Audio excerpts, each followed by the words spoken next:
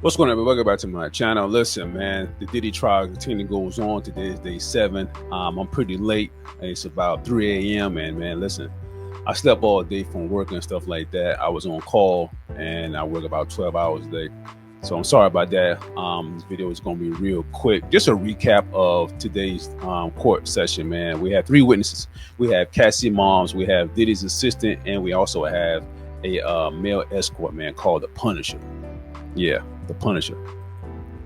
So we're gonna start off with Cassie Moss, man, what she said. Her testimony wasn't real that long because the defense didn't really ask her any questions, and I kind of understand that because I don't think they want to belittle or really ask tough questions or frustrate Cassie mom on the stand because it kind of would look bad, you know what I mean? But she didn't really say too much, you know what I mean, when the prosecutor basically asked her a question. So I guess I understand why the defense really didn't really ask her too many questions, basically, because she wasn't really too much involved, but she knew what was really kind of going on with some of the situations, but I don't think she knew about the freak off.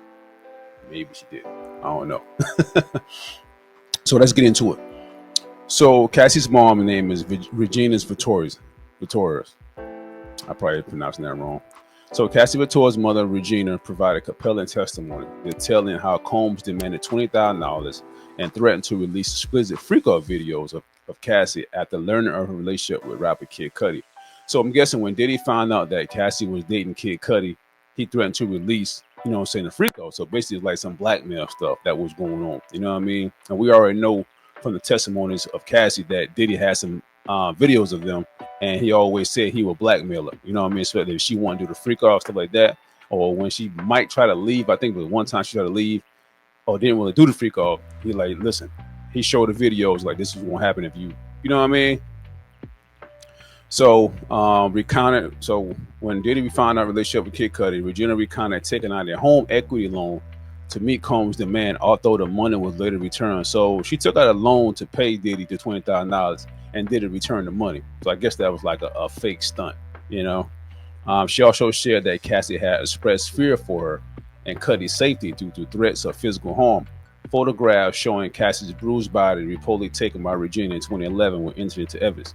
So basically, I guess there were some pictures and stuff that they showed, and I think I saw on TMZ also that they showed in court that Cassie had bruises to her face, her back, and her side. And I guess her mom took those pictures just for evidence or whatever, you know what I mean? So like I say, her testimony wasn't that long. That's basically the main thing that what she was saying about the loan and her knowing of some of the abuse that Diddy was doing to Cassie. So now we got Diddy's assistant, David James. And I must say, man, like, I didn't notice at first, but David James, he came off as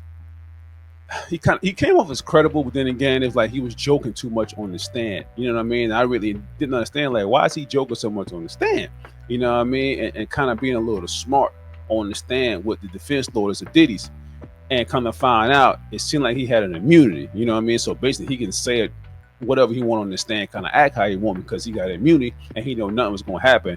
And I was thinking, like, dang, why he doing that in front of the jury? And if I was a juror, I'm like, why is this guy not taking this serious? You know what I'm saying? Not saying I wouldn't believe him, but it was like he just joking too much for me. You know what I mean? But that's my opinion. If I was a juror, I would kind of think like that.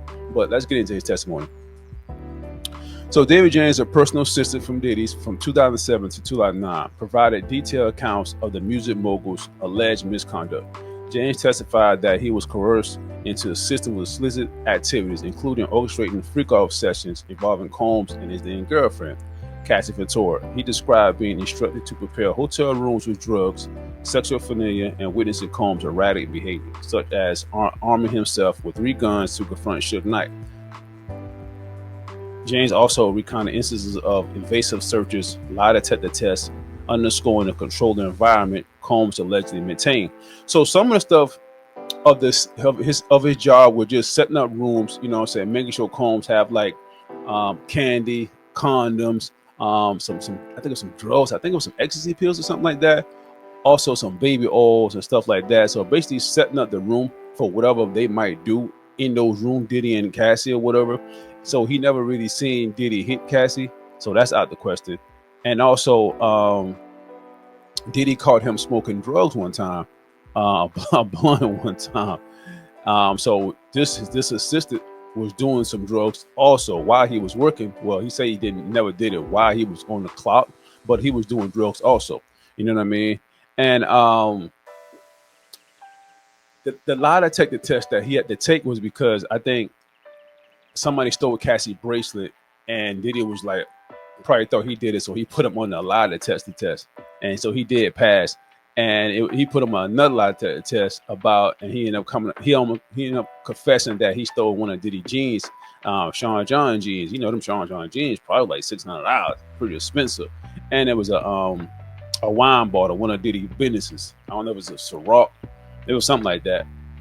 And so his testimony came off as credible, but then again, it kind of like why is he joking so much? Then it come to find out, one of Diddy's assistants, I think Mia, who's going to testify tomorrow or sometime this week, he ended up putting his hands on her.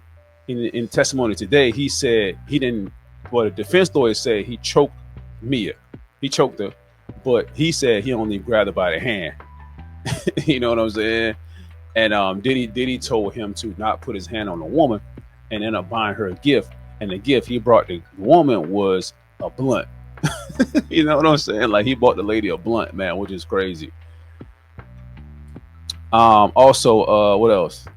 You know that when he went when Diddy had the guns to confront Suge Knight is former Death Row Records CEO. You know what I'm saying? Had one of the artists like Tupac Shakur, Snoop Dogg on his label, and you know it was West Coast versus East Coast back in the '90s. Bad Boy Records versus Death Row Records. So I guess they saw Suge Knight one night and they was gonna confront him, which is crazy. So his testimony, man, was like I say, it was credible, but then again, it was like this guy he played too much on the stand, you know. And also, besides him doing drugs and stuff, also, and this being Diddy's assistant, he also had sex with a prostitute one time too. And the defense lawyers brought that up, like she wasn't a prostitute, like yes she was, and he didn't know until after the fact that after they had sex, the woman charged him $200, and he was like, "What?" You know what I'm saying? That's why I guess that's when he knew the woman was a prostitute. So okay, let's go to the next one. So the male escort. So his name is Sheree Hayes, aka the Punisher, and they call him the Punisher because he played basketball. The Punisher testified about his participation in multiple freak-off sessions between 2012 and 2015. He described being hired to perform sensual scenes for Combs and Vittori, often under specific instructions to avoid eye contact with Combs. In one instance, Hayes recounted a performance at Trump Tower where Combs wore a Muslim-like face covering and absorbed silence. Hayes noted that these sessions were fetish in nature, with Combs closely directed performances.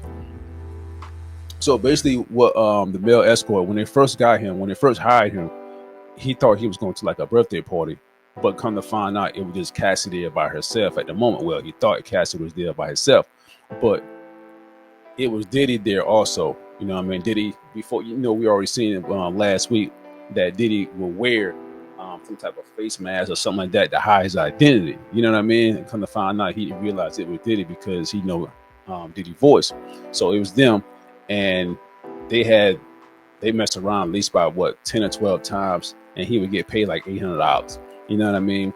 And Diddy would be in the corner, but we already noticed, but Diddy would be in the corner masturbating while Cassie and the male escort would have sex. You know what I'm saying? So that will go on. And also it was consensual. You know, Cassie wanted it, and you know, Diddy would just you know what I'm saying, masturbate in the corner. And like I say, they would mess around for like, man, a couple hours here and there every other day. You know what I mean? So today's testimonies from these witnesses is kind of like, it wasn't too appalling, you know what I'm saying, what was going on. You know what I mean? A lot of the stuff we already kind of knew or whatever, but the prosecutors really trying to get that Cassie was being sex trafficking. So I'm guessing they still trying to lead on to that, you know, but then again, it's like, I mean, I don't know. Is they getting to that? In my opinion, I mean, it's leading up to it. Don't get me wrong. There are some instances that there was some sex trafficking. There was some instances, but then again, it's like, if I'm a jury, it's kind of still hard because all these testimonies, some of them conflicting. You know what I mean? So it's still a 50-50 in my mind. You know what I mean? It's still a 50-50 in my mind about everything, you know. But that's what I got, man. Like I said, it's a quick recap of today's court, and I might go live tomorrow. I'm not sure. I might go live during court, or I might just do a recap. I don't know, but y'all let me know in the comments, man, what y'all think about today's testimonies, and you know what y'all thoughts on this case, day 7. But until then, continue to like my videos. I appreciate y'all watching, leaving the comments and stuff like that. Continue to like them. I appreciate it. Thank y'all so much. But until then, I'll see y'all later. Have a good one.